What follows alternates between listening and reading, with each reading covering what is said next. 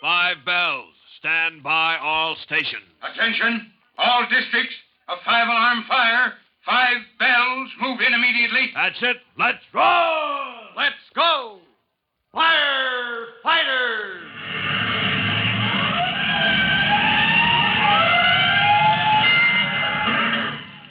Presenting Firefighters, the true-to-life story of our unsung heroes who stand ready to ride by day or night against our most murderous enemy, the demon of fire.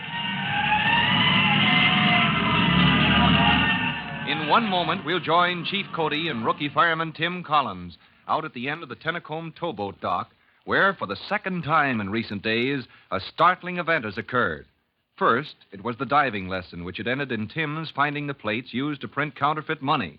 And now, in answer to a call for the Fire Department Rescue Company, they have joined the police in time to help identify a man seemingly drowned in the same spot. Now, if you've forgotten who this man was and why he's so important to fireman Tim Collins, we'll bring you up to date in just 1 minute.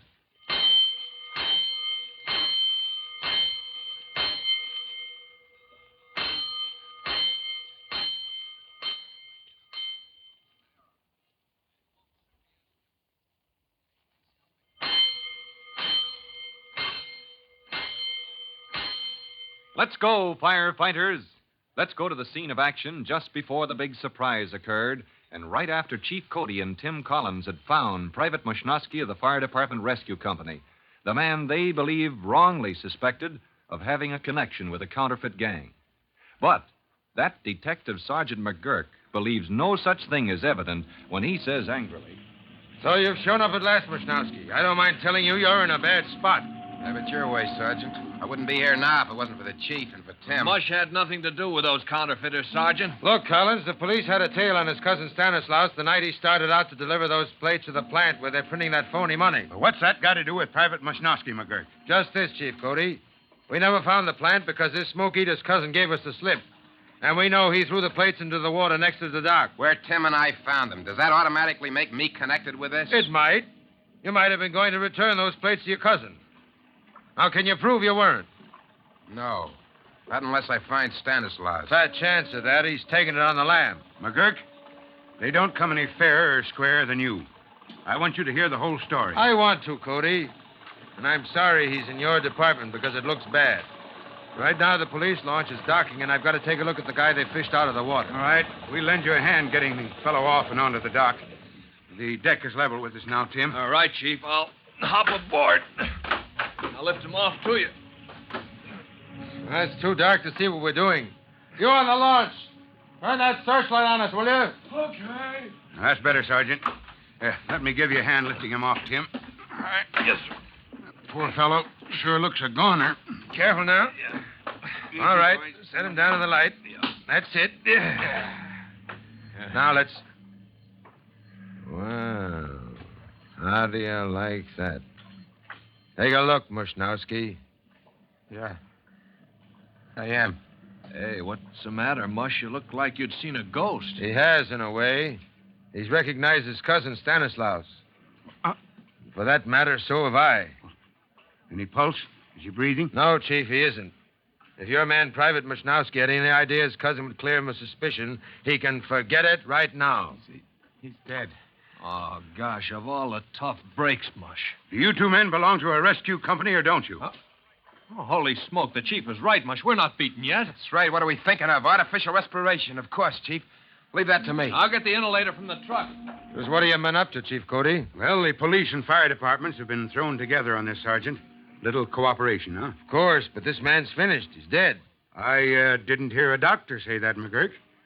And there may be a spark of life yet.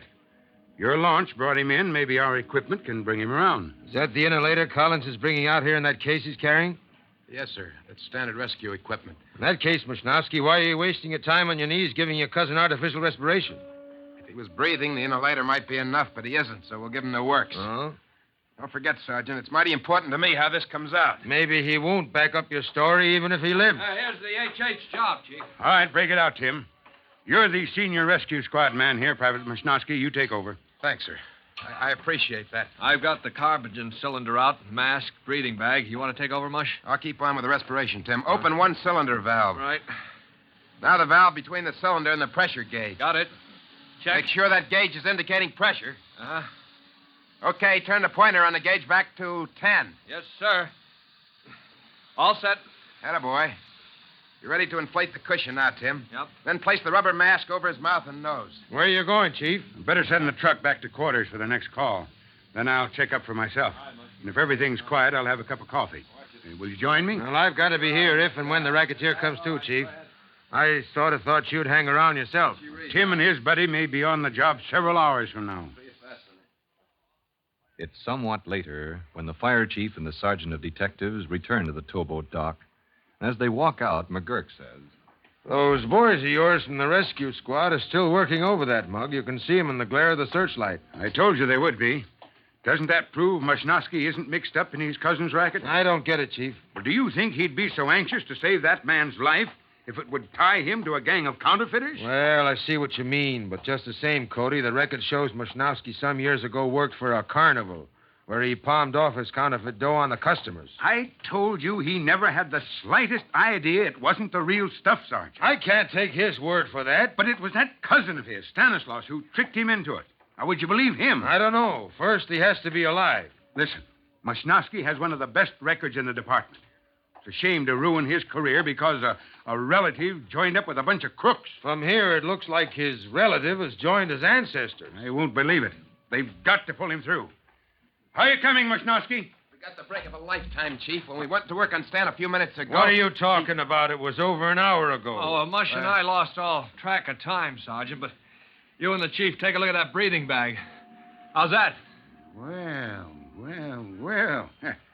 Kneel down and take a look, McGurk. What's that? This balloon-like bag. Yeah, this fellow's breathing all right.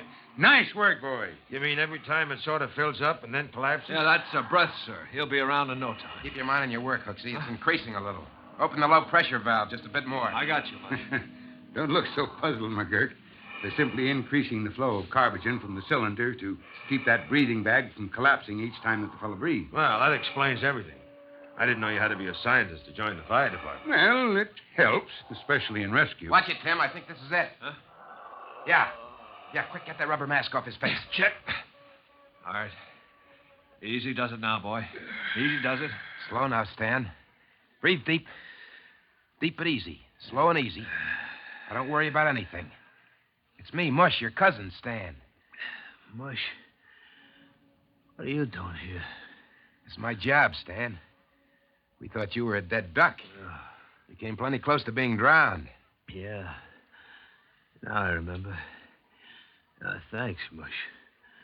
Thanks, kid. Is he okay? Can I talk to him?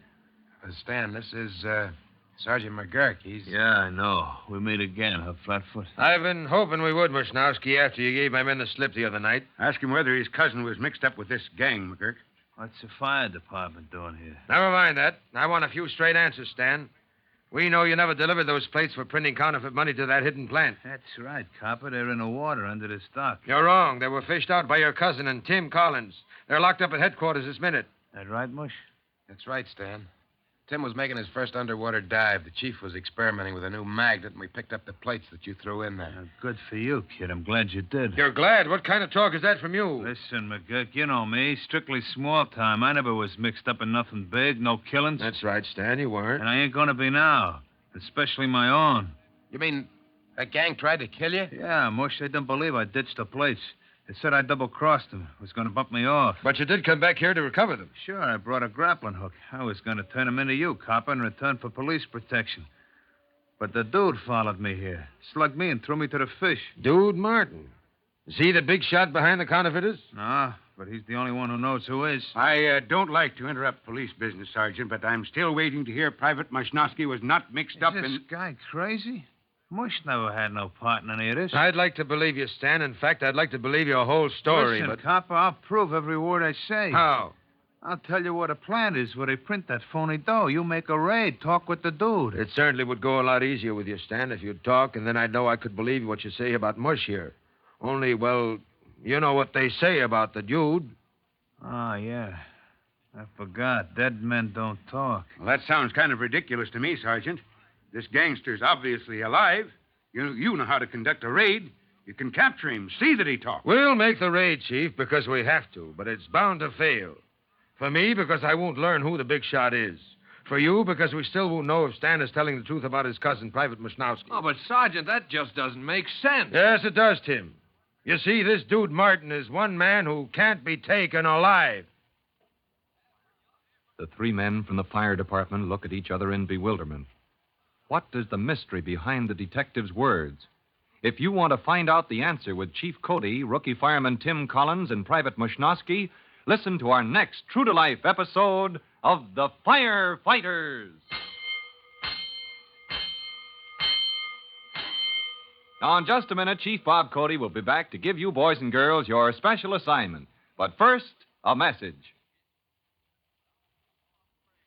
And now, Chief Bob Cody with a special notice for the Firefighters Brigade.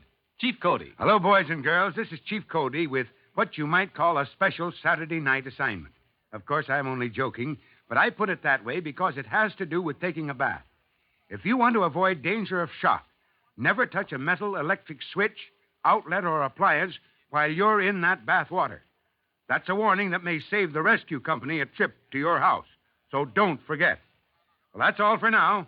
Until next time, so long. Fire Chief Cody and the young rookie fireman Tim Collins will be back on the same station the next time you hear... That's it. Let's roar!